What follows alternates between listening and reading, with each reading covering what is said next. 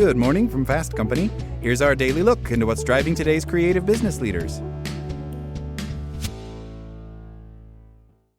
In the summer of 2024, Squarespace's chief marketing officer, Kinjal Mather, attracted criticism when she told Gen Z job seekers that they, like her, should be willing to do anything to land their first job.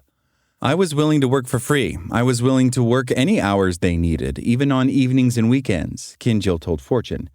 You really have to just be willing to do anything, any hours, any pay, any type of job. The online backlash to Kinjal's statement was immediate and brutal, forcing her to walk those comments back. I shared my own college internship experiences, and my words were misrepresented as career advice for a whole generation, Kinjal later said in a statement. The episode demonstrates a growing clash of values between the various generations in today's workplace. While some still take pride in sacrificing their well-being to demonstrate their commitment, others, primarily younger workers, see things differently. I think they have more of an attitude of work to live as opposed to live to work that many of us grew up with, says Raven Jesutasan, the global leader for transformation services at the consulting giant Mercer, on stage in Davos in 2024. This is particularly true in the West. They have seen the legacy of all these broken promises. In the old days and in many parts of the West, they would promise you if you worked for 30 years, you'd have this defined benefit pension, you'd have retiree medical care, etc. None of that exists today. One of the many points of differentiation between today's young people and older workers is their perception of stress. Historically, Western workplace cultures equated stress with importance. If you were stressed, it often meant your job was more demanding and thus more important, encouraging some to complain about stress as a way to subtly communicate their value. Rather than seeing stress bragging or talking about being overworked with a sense of pride as a badge of honor, however, young people are more likely to interpret it as indicative of poor time management at best and an unhealthy relationship with work at worst. According to a 2024 study by researchers at the University of Georgia, those who brag the most about being stressed are now perceived more negatively by their peers. In fact, the research suggests those who stress brag are perceived as less capable, not more. After generations of equating time with effectiveness and busyness with importance, Gen Z has come to view the value of their time through a different lens. It's not just that Gen Z grew up in an era when many of the traditional promises of work and loyalty had long since been broken, when individual time commitments had been largely divorced from actual results.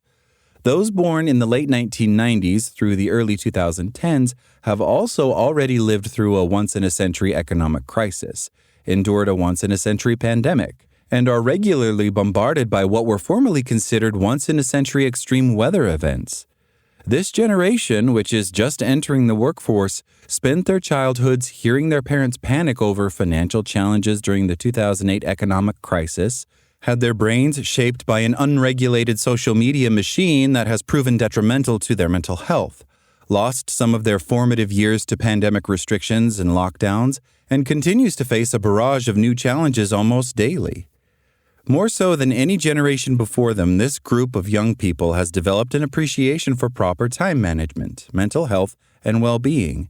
Their well-documented emphasis on meaning and joy has come to replace past generations keeping up with the Joneses' competitive pursuit of material wealth. People used to say that money can't buy happiness, but the most anxious and depressed generation in modern history has internalized that sentiment.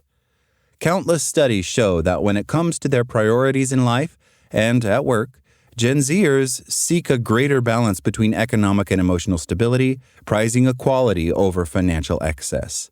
According to a 2023 survey by Intuit, 3/4 of Gen Zers say they would rather have a better quality of life than more money in the bank, and 66% say they are only interested in earning money as a way to support their personal interests.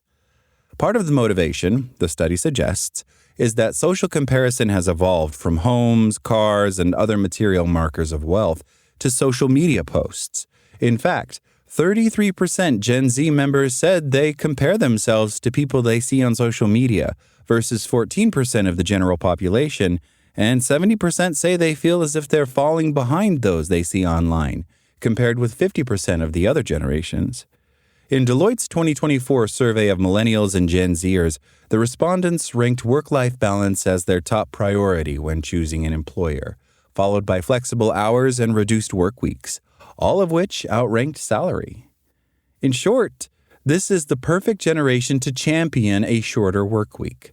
Not only does the reduced schedule offer more leisure time, which this generation prizes over compensation, but it has also been proven to reduce stress, anxiety, burnout, and depression. Furthermore, the 4-day workweek represents an opportunity to address some of their greatest collective challenges, like improving family and community ties in the digital age, improving gender equity, and addressing climate change. Finally, the 4-day workweek offers this generation more time to engage in causes that are meaningful to them, a primary motivator for this generation according to research. Gen Z is the most enthusiastic generation about the concept of a 4-day workweek, and the most convinced of not just its feasibility, but also its inevitability. In a 2024 survey of Gen Z students and professionals in the United States, age 18 to 27, 80% said the 4-day week should be standard, up from 76% the previous year.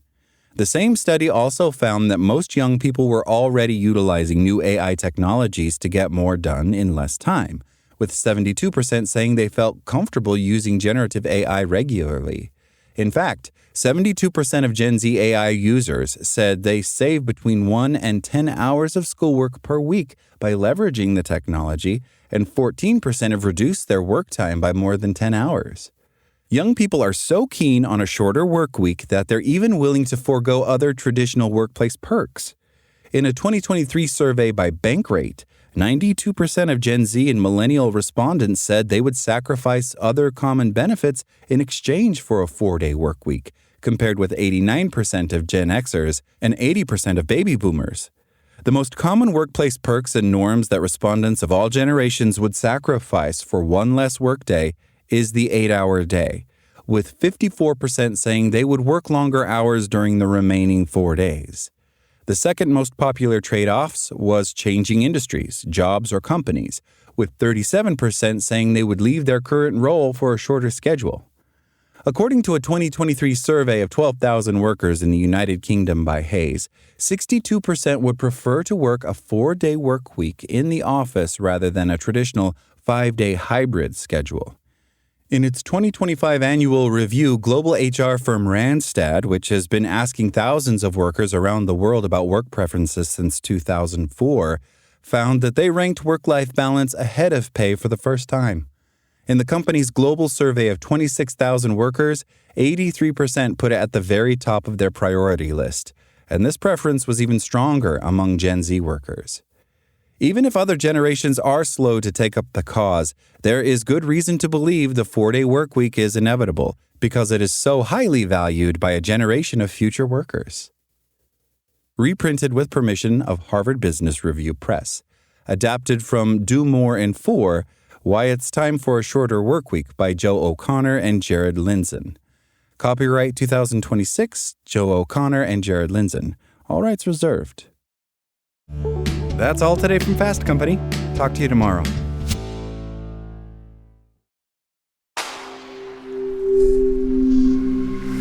Spoken Layer.